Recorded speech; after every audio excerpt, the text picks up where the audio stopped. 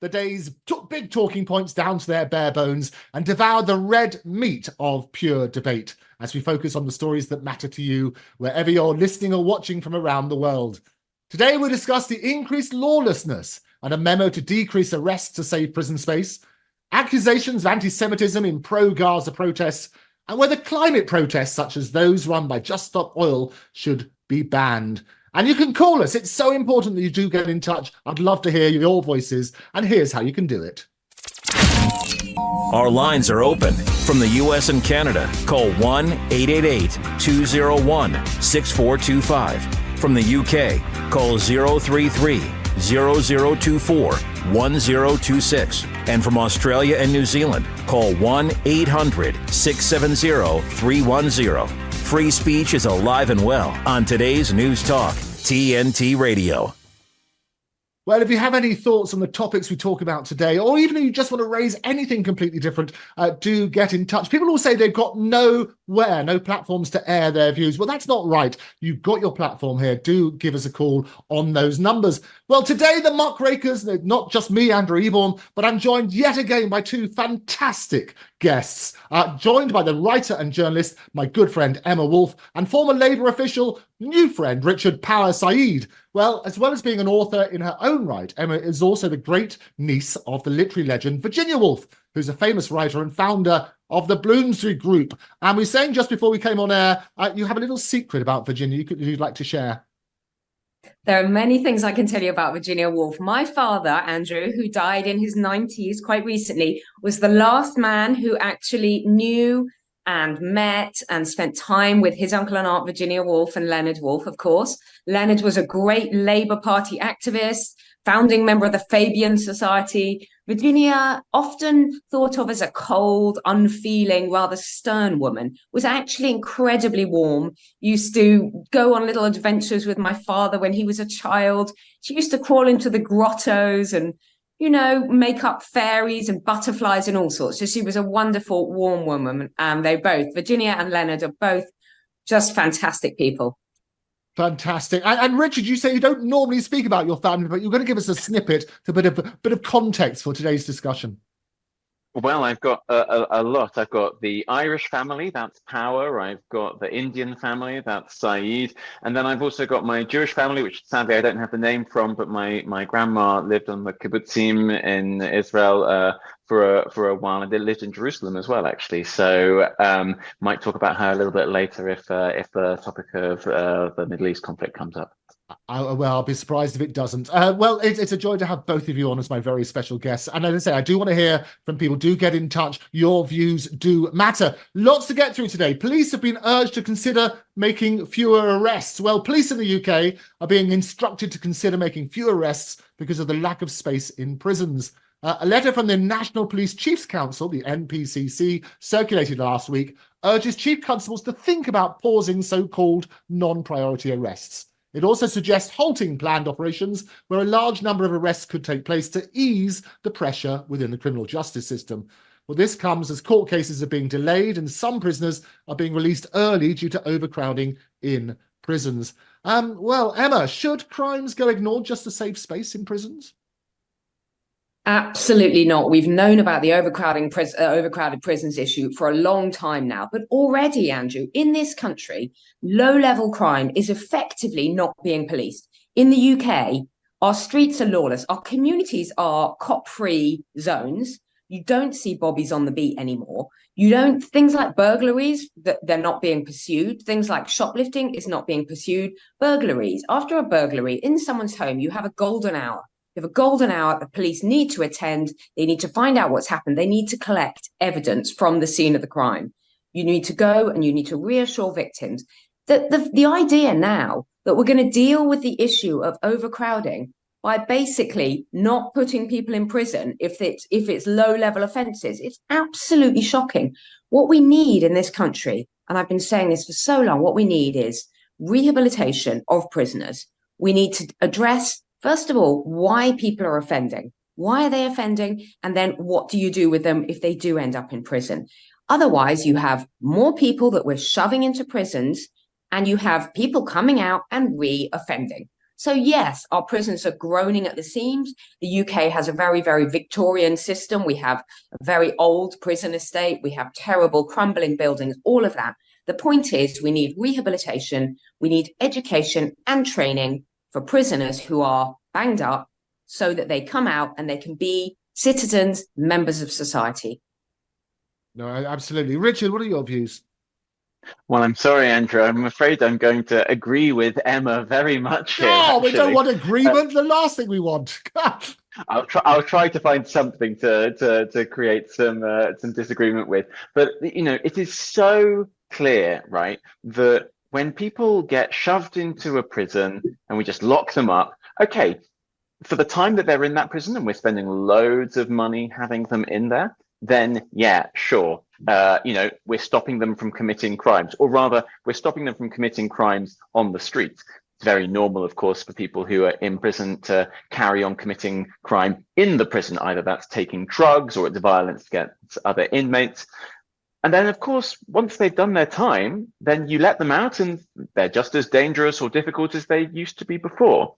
You need to be giving them mental health support is a very necessary thing. You need to be giving them skills so that they can go back into a new non-criminal job when they get out. You need to be helping them build up new support networks, because one of the really big problems is that often criminals will have kind of no mates other than other people who are committing crime. And so when they go out, they immediately reconnect with those people.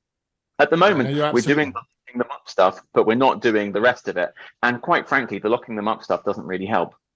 No, you're absolutely right. And that's the whole idea of the prison side. It's not just about the punishment, but also about the rehabilitation and to protect the public. I'm pleased that the lines are already steaming hot with people wanting to get through. I think we're going to go to line number 1. Who's there?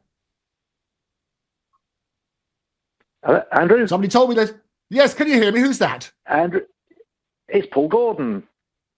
Oh, hello, Paul. How are you? Thank you very much for joining us. What do you think about the police letting people out early because the prisons are overcrowded? Well, it seems absolutely crazy. I suppose you might as well write to all the criminals out there asking them not to do any crimes. It's an interesting. What do you think the solution is, though? Because obviously we don't have enough space. That's the problem, and we've got too many criminals and too little space to keep them locked up in. What do you reckon? Well, unfortunately, it's obviously going to get worse because of the lack of discipline in the house or schools, and you can't tell kids off, you can't discipline them in certain ways, and so probably in 10, 20 years' time. It's a bit gloomy, but it'll presumably get worse. So I don't know what the solution is, but it's certainly not letting people out and not building more prisons. No, you're right. I mean, if you basically have to tackle the individual crimes and work out what are the causes of crimes. Paul, whereabouts are you based? I'm in Sussex, in England. Oh, I've heard of that. Be lovely when it's finished. I love Sussex. It's good. Thank you very much for calling in. I know we've got some other callers on the line. Let me take one more call and I'll get back to our panel. Who have we got on the line? Okay. Marcel in Brooklyn. Hello, Marcel in Brooklyn. I love it. The other side of the world. You're very welcome. What are your thoughts, Marcel? Emma as well. Love you, Emma. I love you. Hello, Emma. I don't know who you are, but I love you. Marcel loves you. Marcel's in Brooklyn. I love Brooklyn. Can we talk about Brooklyn? I love Brooklyn. You're just getting up in the morning, aren't you, at the moment? It's about 7 o'clock. Yes, 7:13 here in the East. You guys, 12:13 Wednesday in London over there. How lovely. No, thank you. So what do you think? What are your views, Marcel? What's the solution to the problem about too many criminals, too few jail cells to put them in? Oh, here in the United States? Come on already. What is wrong with these people? So many crimes, so many arrested, so many locks, so many going to jail? Oh, this is outrageous. You better to get away from those police. Even those crimes and the law enforcement. This is not right. But you guys in the United Kingdom going on and around the world over there, as well as all those criminals affecting the issues, all of it saving our lives. This is not right. This is not right. This is a shocking move. This ain't working. This is not going to be working. We must protect all of our communities and our countries safe, and so much harm for all of the badges, the guns, and even the hats to protect our law enforcement. This is our job to keep away from those issues affecting drugs, all those marijuana stuff. This is dangerous. This is issues. This ain't issues. This is not right, Andrew. This is not right. No, you're absolutely right. Well, thank you very much for sharing your very clear views. Send our love to the people in Brooklyn. That was Marcel from Brooklyn. Final word then on this, Emma. Give me your final thoughts. What do you reckon? Okay, so a few days ago, the government in the UK have been discussing the issue of these young offenders prisons. But there's a couple of, I think a pilot one has been set up down in Kent. It costs a lot. You get young offenders in, you really give them a reason, you give them a career, you give them discipline, you give them training, you give them education. And you know what, Andrew? You prevent us from having lifelong criminals. You prevent them from being a burden on society, a misery to their own families and themselves for the rest of their lives. So I think put the money in early. You don't give people 20 chances. You don't give them 10, but you give them a chance. You give them a chance in life. Because when you come from a family of crime, when that's all you've seen and you're a young child, yes, you will grow up and you will offend, but give them a chance.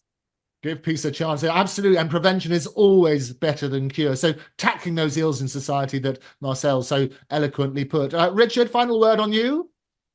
Well, it pains me to disagree with Andrew from Sussex, because East Sussex, especially the South Downs. Paul, his name is. I'm from Sussex as well. Yeah, Paul it was. Oh, yes. God, very sorry about that. But it's good. It doesn't pain me to disagree at all. I want to encourage those different voices. So I'm glad we've come to a moment of disagreement. What did Paul get wrong? I think that, he's talking about crime going up. He's talking about the problems with young people. I would actually kind of question that. So we are definitely seeing a rise in the number of crimes that get reported to the police, the number of crimes that the police write down. But when you do a different thing, when you survey people about how much crime is happening to them, which traditionally has been a much more accurate way of getting the number of crimes that are happening in the country, in the UK, it's called the British Crime Survey. That actually has shown that most crimes have been falling over the last few years. There's some very specific crimes like stealing from shops, shoplifting, which have been going up, but generally crime has been going down. We're just much more aware of it, and it's become much more of a political issue. That's not necessarily a bad thing, but it is a different thing to we live in a more dangerous society. And as for young people, well, actually, I think we can be pretty optimistic, because the generation who are younger than me are doing much less drinking. They're taking far fewer drugs. I'm afraid to say that they're going out less and they're being less sociable, which is a real shame, and maybe it's a problem in itself. But as for committing crimes, they're probably less of a problem than my generation are. No, brilliant. Emma, Richard, for now, thank you very much indeed. We're going to take a quick break and we're going to be straight back after these important messages. You are listening to today's New Talk TNT with me, Andrew Eborn. These are the Muckrakers. We'll see you after these messages. This is the Muckrakers on today's News Talk TNT. Welcome back. This is the Muckrakers with me, Andrew Eborn, and glorious callers all the way around the world. We've had Paul from Sussex, we've had Marcel up nice and early in Brooklyn, and we do want to hear from you. I'm being spoiled today. In fact, I'm spoiling all of you because I've got the brilliant Emma Woolf with me, and also my new friend, Richard Power-Sayeed. How do you decide whether the power comes before the Sayeed or the Sayeed before the power? Who decided? Oh, that's a good question. Well, Power is my mum's name, and Sayeed is my dad's. So I suppose it's ladies first. Oh, well done. It's all good stuff. We're talking about the heavy issues. Fantastic surname. That is a very cool surname. Anything with the Power, I think Sayeed's a fantastic surname. Power is a brilliant surname as well. I think that should be Power Eborn. I love it. We'll do that. All part of the Power Rangers. We'll get it going. Do get in touch. We want to hear your views. People always say they've got no platform to speak. Well, you have. Don't grizzle on social media. Get in touch with us here. Let's talk about Michael Gove then. He's accused Gaza protesters of turning a blind eye to anti-Semitism. As you probably know, the UK's Community Secretary, Michael Gove, he's basically said they're turning this blind eye to lurid demonstrations of anti-Semitism. He said said Jews are unable to be their authentic selves near the marches, and while many protesters are thoughtful, gentle, compassionate people, they are side by side with those who are promoting hate. That's what they say. So, are Gaza marches a hotbed of anti-Semitism? Let's start with you, Richard. Hey there. So I think the short answer is that there may be some bad people on marches, but that's not particularly unusual. There are bad people everywhere.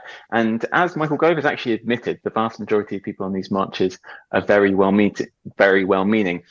Several of my Jewish friends go on these marches on a frequent basis. They're happening most weeks in London at the moment.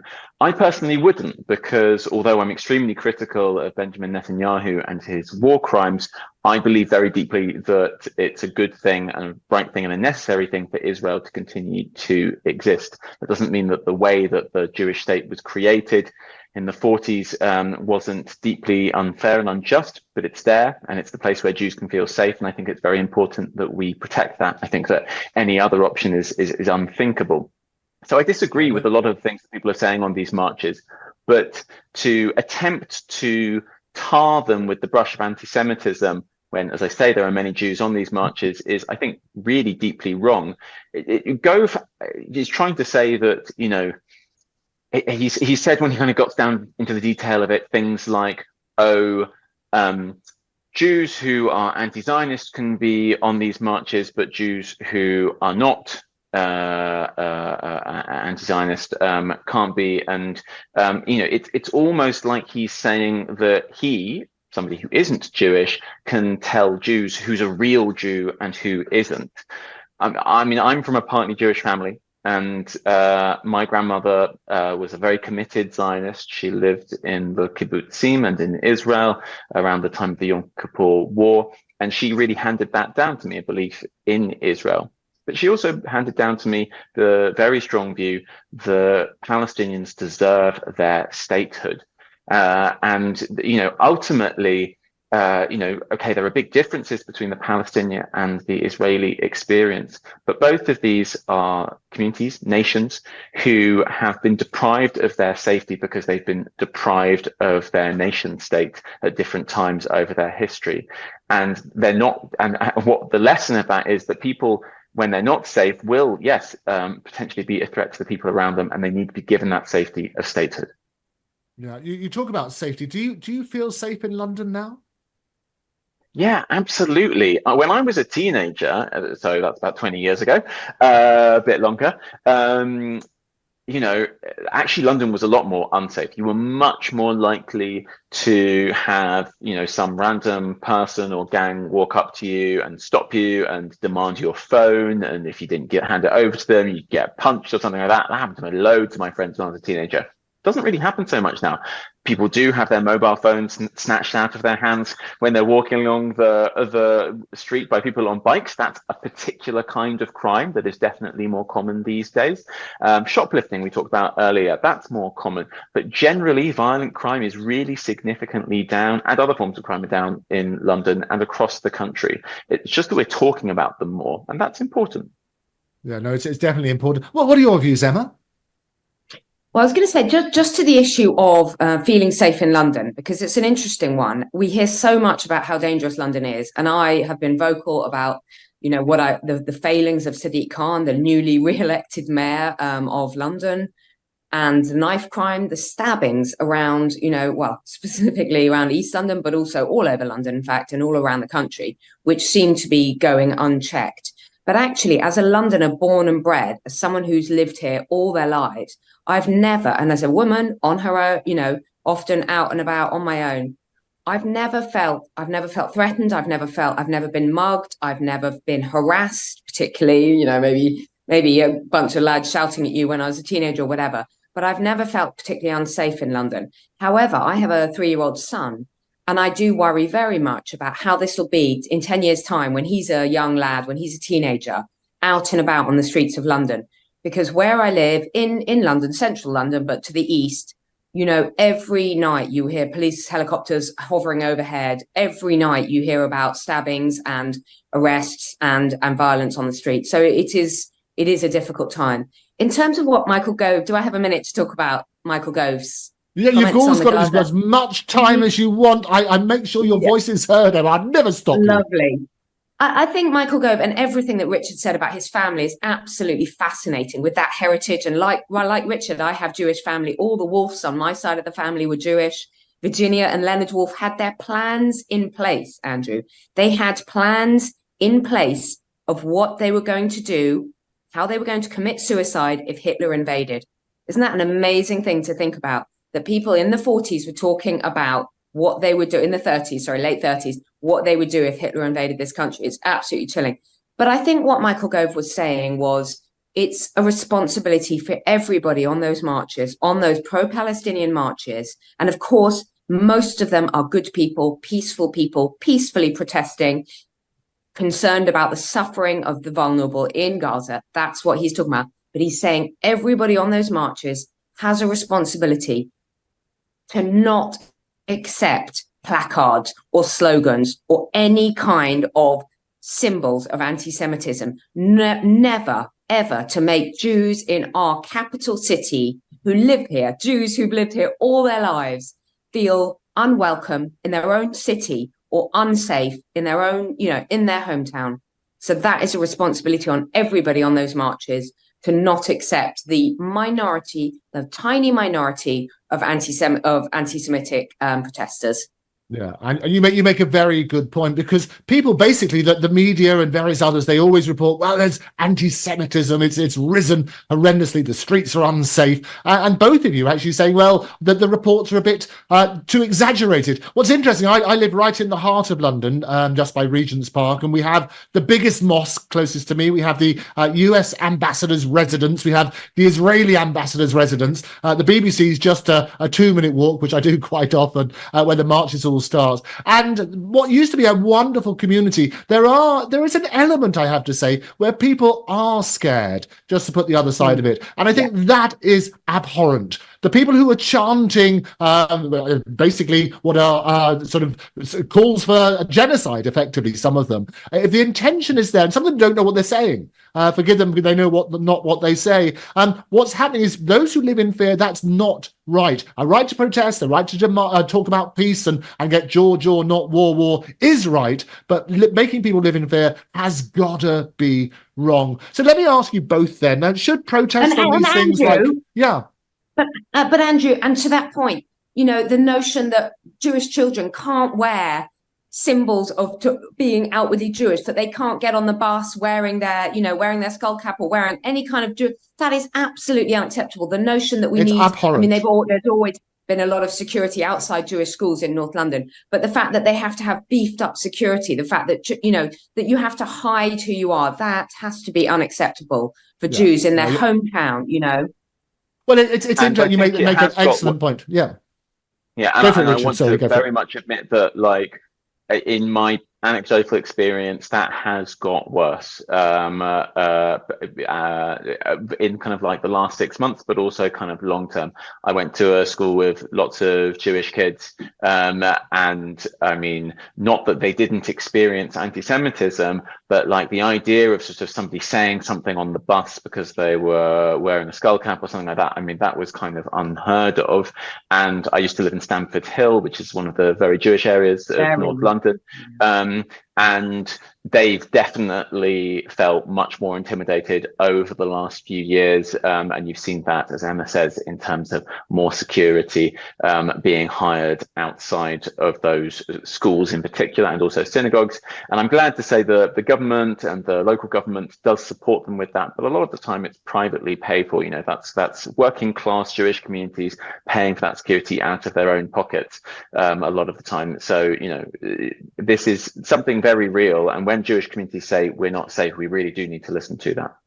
Oh, no, absolutely. Well, it was interesting hearing a particular member of parliament who has 2 children. He has a son who is in the military, doing a military service in Israel, and he has a daughter who's in the heart of London, goes to a London school and will wear a Star of David. And basically, he's saying he's more worried about the reaction to his daughter in certain places than he is for his son. It is an extraordinary time. There's no right or a proper place for anybody to live in fear. Absolutely express your views, but installing fear in anybody has got to be wrong. And I can't imagine anybody supporting that sort of side. Oh, tell me that. I mean, do you think that Michael Gove, you mentioned him earlier, is he the right person we should be giving advice on racism and anti-Semitism? Let's start with you, Emma. Absolutely. Oh.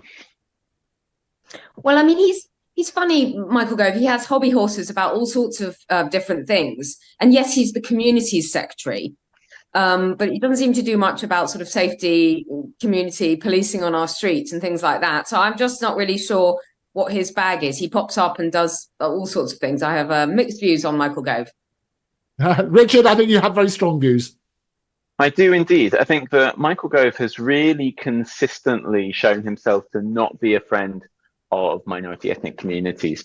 I think that somebody who has always come down on the side of people kind of, extolling hate speech and that kind of thing, that's been a really consistent theme of his career. And I find it very disturbing the way that he seems to have decided now to take up anti-Semitism as his as a particular theme. I think Jewish communities in our country and like other minority ethnic communities, of course, want politicians who are not from their communities to be interested and engaged and talk about the problems that they're facing. But when they feel that those are being potentially politicized, they get really worried. And I think that one of the ways that Michael Gove politicizes it is by pitting, for instance, the interests of Jewish communities against the interests of Muslim communities. And I think that that is such a dangerous thing to do, to be dividing people against each other. You've really got to look for the common ground and look at the ways in which actually a lot of the time Muslims and Jews are facing threats from the same politicians. You think about the rise of the far right around Europe. Those are the people who are, in Hungary, for instance, in Slovakia. They're people who have really strong connections to Nazis, to neo-Nazis, have actually entered into power. Like that's the kind of anti-Semitism that we really need to be worried about, because those are anti-Semites who have got the power to do something very dangerous. And those people hate Muslims too. So I think recognizing and emphasizing how our minority ethnic communities share interests in fighting against racism, that's something that we need to be emphasizing, not dividing people in the way that I think Michael Gove has. Absolutely. And I think you need to look at that. Lots of people have been talking about a two-state solution. Now, Salman Rushdie's come out and he said, look, he's warned, if you like, the formation of an independent Palestine would mean the creation of a Taliban-like state that would become a client of Iran. He said that despite the long-standing support for the Palestinian state, he was concerned that if it were established now, it would be run by Hamas. Emma, briefly, do you agree with what Rushdie says? Yeah, I think Rushdie makes a really, really good point. I mean, it just highlights what he's saying is highlights what a threat Hamas are, and also how complex the situation is. Because we can call all we want for a free Palestinian state if that's what you support, but it's not that simple, because who would be in charge? Do we want to replace, the situation at the moment with basically giving Hamas the kind of power that the Taliban have? And effectively, I think pro-Palestinian activists, it's all very well to call for what they're calling for, but they need to think it through and think about who would actually govern this state. Because what happens if you have Hamas gaining legitimate control, then we have all sorts of problems. And we've seen what's happened with the Taliban.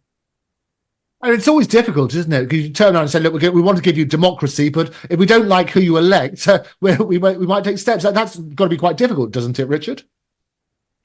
So I think the first thing to say is that Hamas are terrible in all sorts of ways, but they're not actually like the Taliban. They're very different. I mean, in Hamas-controlled institutions, there are women in very senior positions, that kind of thing. So I think we need to be a little bit careful about that. That's not praising Hamas. It's just talking about like what a Hamas-led Palestinian state would actually look like. But just before you move on from that, though, Hamas is a designated terrorist organization. Absolutely. So we've had problems saying that in the media. Yeah. They committed evil, violent acts on October 7th, and that was not by any means the first time. I'm just trying to identify that we are talking about very different kinds of organizations, and I don't think Salman Rushdie would want us to be kind of oversimplifying that. Sure, but just before we move on from that, you do recognise they are a terrorist organisation, don't you? Yes, absolutely. Okay. It's incredibly important to understand that yes, when Hamas are in control of particular bits of Palestinian politics, of course that has awful repercussions for Palestinians and also for Israelis, indeed for the rest of the world and the rest of the region.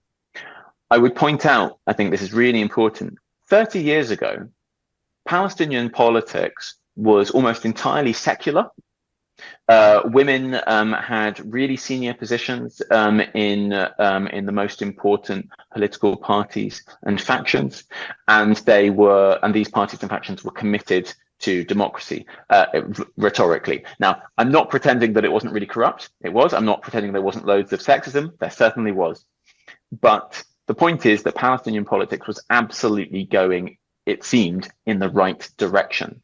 What changed around 30 years ago? Well, I'll tell you, about 30 years ago, Benjamin Netanyahu stood up in the Knesset and said, we need to be using all of our intelligence and military capability to empower Hamas and the radicals in Palestinian politics, because that will weaken the current Palestinian Authority, and then they'll be weaker and we'll be stronger in our fight against them. Well, we can all see how that turned out, right?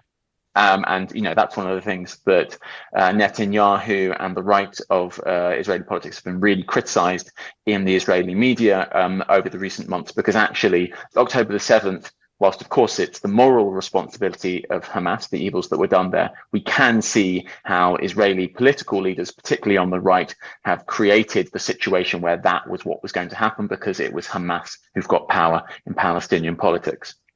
So that leads us with a question. In simple terms, just to stop you there, Richard. In simple terms, then, is the response from Netanyahu, is that genocide or a reasonable retaliation for what happened on October the 7th? Absolutely, the rhetoric from Netanyahu and from several of his ministers, and indeed from the president of Israel, has been totally genocidal. They have talked about wiping people away. They have described people as animals. They have said that all citizens, all Palestinian citizens and civilians are legitimate targets. That's unquestionably genocidal rhetoric. And the question is this, right? Is this war, is this approach by Israel towards Palestine, is it likely to empower the radicals and the terrorists within Palestinian politics, so that Palestinian and Israeli conflict between them grows ever stronger? Or is it likely to create peace? Well, I think we all know that what the answer to that is, right? Ultimately, at some point, Palestinians are going to have to be given some degree of independence. You can't stop it forever. And that's particularly true when US power in the region is diminishing all the time, right? So at some point that's going to happen. It would be far better if we started moving towards that now, rather than, I don't know, wait for another 15 years, 50 years of radicalization in Palestinian politics and then started moving towards a Palestinian state. That would be more scary. Okay, Emma, let me just bring you in there very simply then before we go to another break. Genocide or a reasonable measured response to October the 7th? Well, of course not. I mean, it's not measured. None of this is measured. It's a tragedy what's happening. My heart bleeds for everybody, every single vulnerable citizen on both sides of this horrific conflict. The problem is Netanyahu was very clear from the very beginning. He said he wanted to eliminate Hamas altogether. How do you do that? How do you eliminate an ideology? It's not just an organization. It's whack-a-mole. One, you destroy one bit, you destroy one bit of the region, another cell pops up. The problem is so many innocent lives are being lost, so much suffering, so much humanitarian grief and starvation is going on right now. And I can't take sides on this, I'm afraid. I just want it to stop. Okay, I'm with you on that one. You're listening to today's News Talk TNT with me, Andrew Eborn. This is the Muckrakers. We'll be back after these messages. The Muckrakers are restless. This is today's News Talk TNT. And we're back. Hello. We are back. Welcome back. The joys of behind the scenes here at TNT as we adjust green screens. The glorious pictures behind me are not really glorious pictures. It's stuck here in Regent's Park, the glorious Regent's Park. But I am joined by the Power Wolf. I think this is what we should have. I love the idea of we've got the wonderful Emma Woolf and Richard Power-Sayeed, and we're unpacking today's problems. But we're not the only voices that we want to hear, apart from those in the gallery. We also want to hear from you, and this is how you can get in touch. Our lines are open. From the U.S. and Canada, call 1-888-201-6425. From the U.K., call 033-0024-1026. And from Australia and New Zealand, call 1-800-670-310. Free speech is alive and well on today's News Talk, TNT Radio.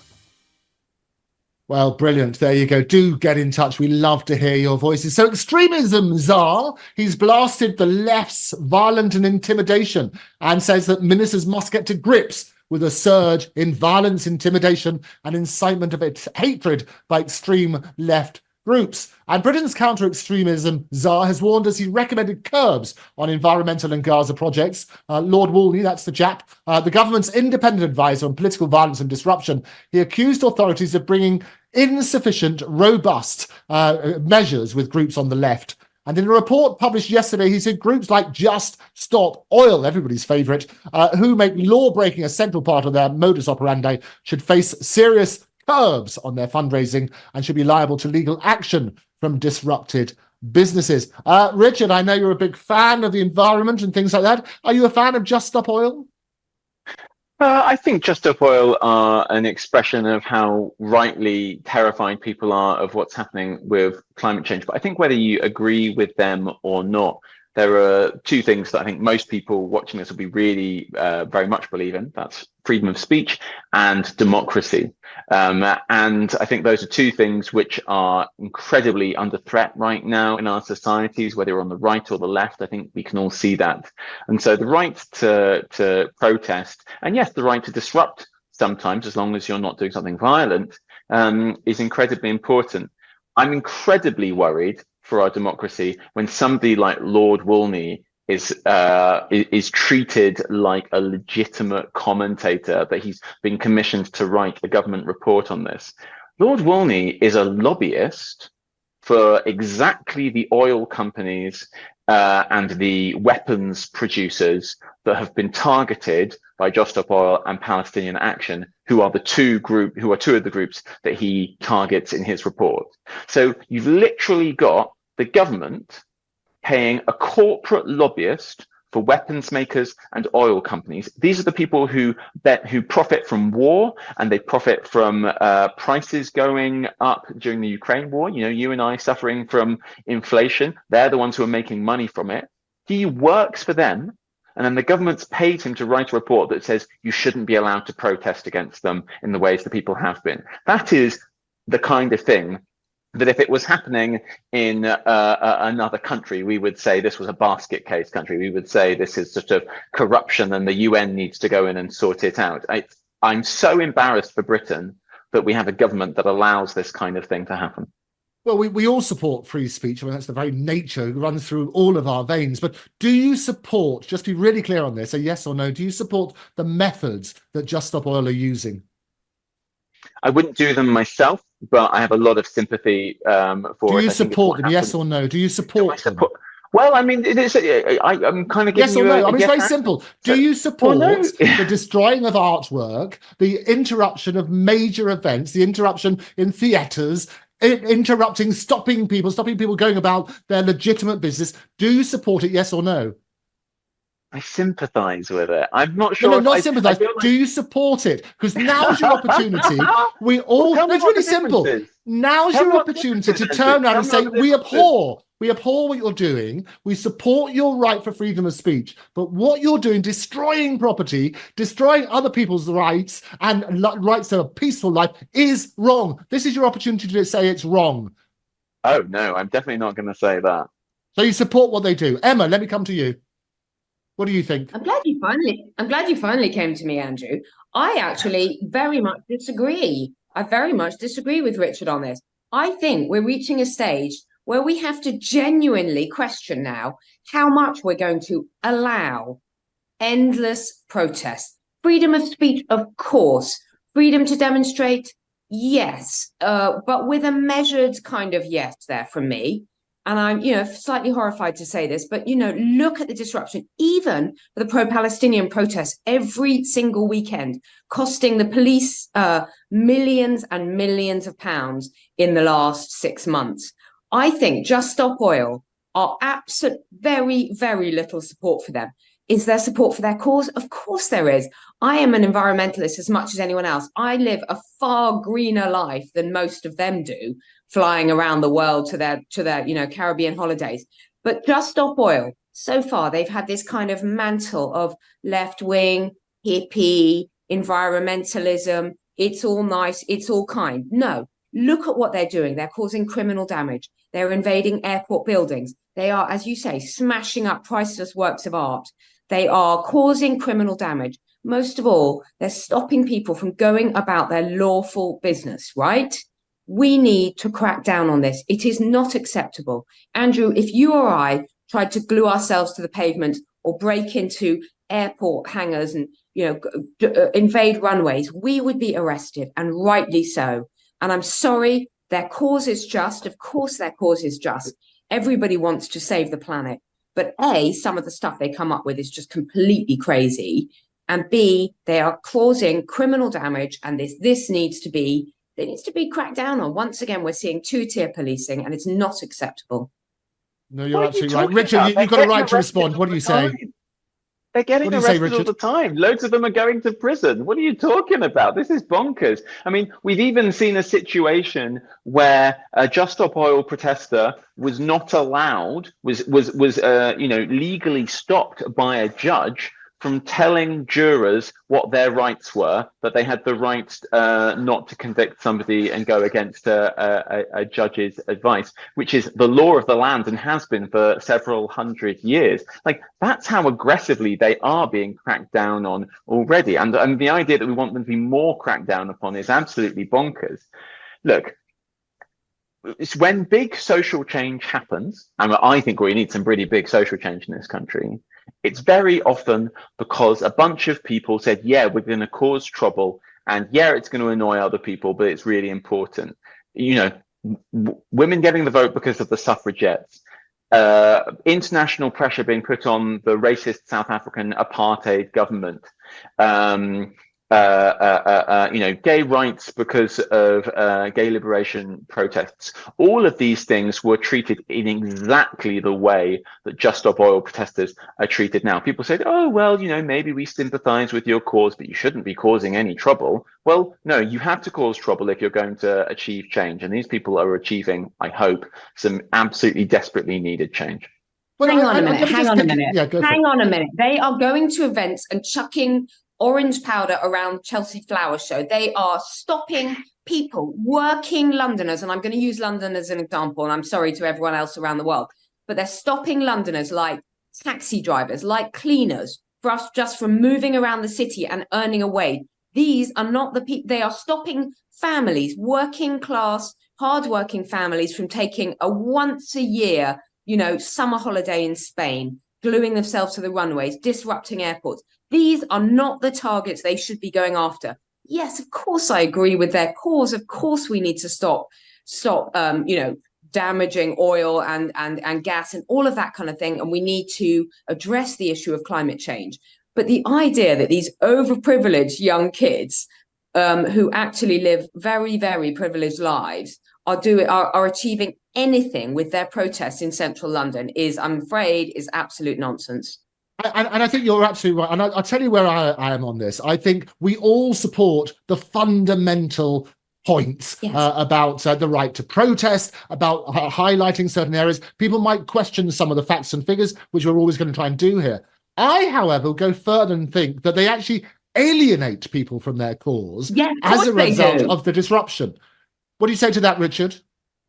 I'd say that when Just Stop Oil and when Extinction Rebellion started their main protests a couple of years ago, then concern about climate change massively increased. All of the polling showed it. So I'd say you're wrong on that one, and the numbers demonstrate okay. So it. let me just Look, let me be clear on this beforehand. One thing, Richard, just to be clear, just as you said, you support what they do. One quick yes or no answer. No, I actually didn't say that. Anyway, do you condone criminal damage?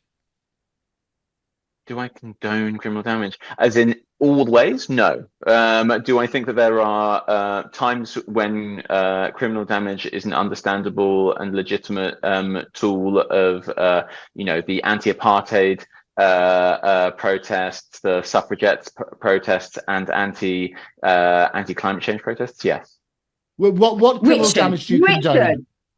No, Richard, Andrew, I have to come in. How on earth can Richard even defend two old ladies attacking the Magna Carta in a glass case in one of our national heritage institutions to highlight the cause of Just Stop Oil? The two are completely unrelated. That is, I mean, they didn't manage to because they only had a little hammer and a chisel.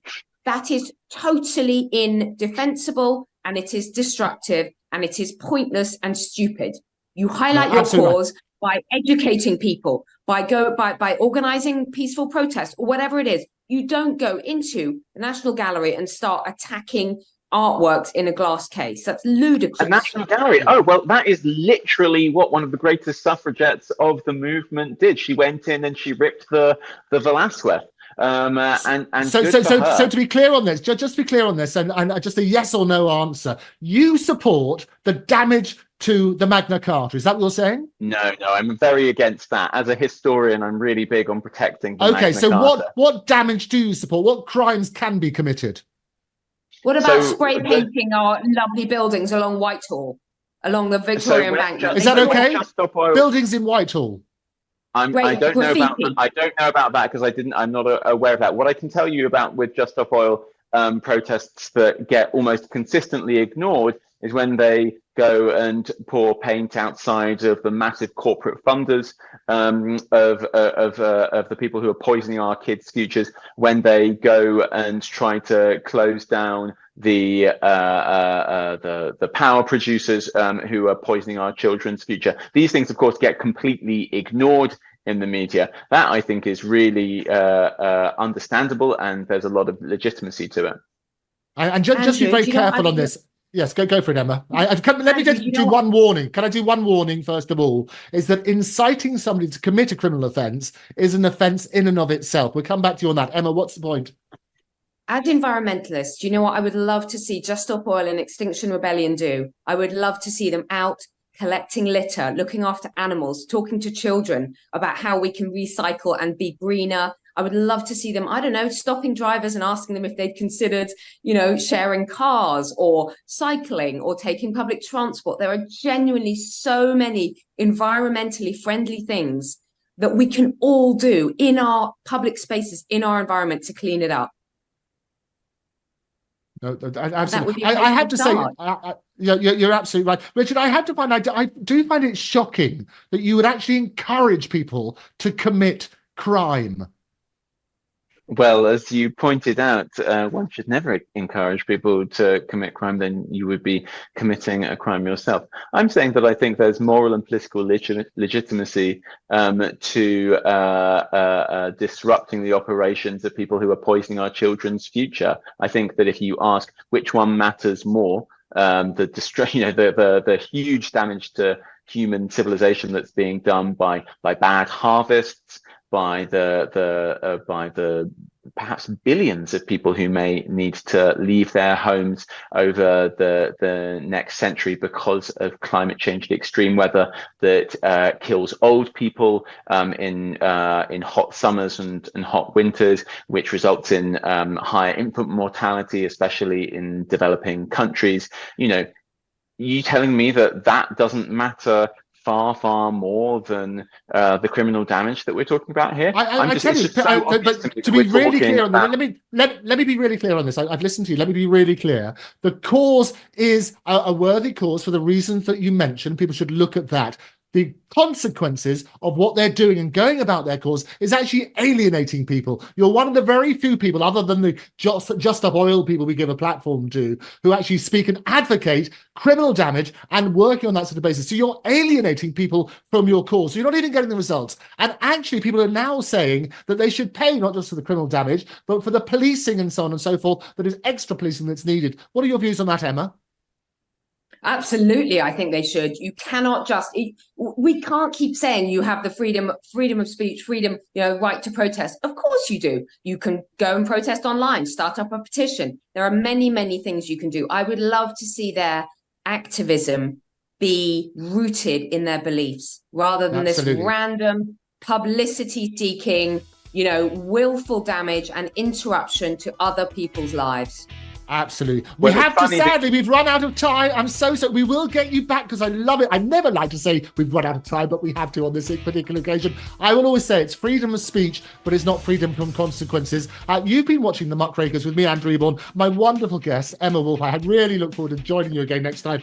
Richard, Power-Sayeed, thank you very much. But I'm so glad we managed to find something we disagreed on at the end as well, which is not too difficult. Do let us know your views. Your views are really important. It's Andrew Eborn here from the Muckrakers. Join me again tomorrow, same time, same place, right here on Talk Now.